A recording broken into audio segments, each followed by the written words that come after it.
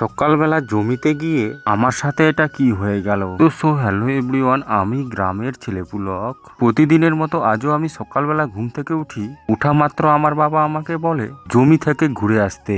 আর তখনই দেখি একটু হালকা করে বৃষ্টি পড়ছিল। আমাকে যেতেও ইচ্ছা করছে না জমিতে, আর না গেলেও আবার হবে না। আমার লাল গাড়িকে নিয়ে আমি বেরিয়ে পড়লাম জমি যাওয়ার উদ্দেশ্যে। এই হলো আমার গ্রাম, সুন্দর একটা গ্রাম, উপর কাদিরপুর। এবারে তোমরা অনেকেই ভাবছো জমিতে গেলে আবার মোটরসাইকেল নিয়ে যেতে হবে। আমি বাড়ি থেকে একবারে বেরিয়ে পড়লাম, একবারে বলতে আমি দোকানে যাব কাজে। জমি টমি দেখে আমি দোকানে কাজে চলে যাব। আমি বাড়ি থেকে বেরিয়ে পড়লাম।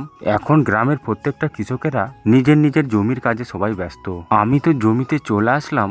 যারা জমিতে কোদাল কাজ করছিল তারা আমাকে বলছে যে মহাজন চলে আসলো, তাড়াতাড়ি করে কাজ করো। এই কথাটা শুনে আমাকে একটু খারাপ লাগলো। আমি মহাজন না, আমিও তোমাদের মতো দোকানে কাজ করে সংসার চালাই। যাদের 30-40 বিঘা জমি আছে তাদেরকে মহাজন বলে। আমি একটা সাধারণ একটা কর্মচারী। দোকানের কাজ ছেড়ে দিলে আমাকেও এরকম করে কাজ করে খেতে হবে। আমি ওদেরকে সবকিছু বলে দিয়ে আমি এখন দোকানে চলে যাচ্ছি।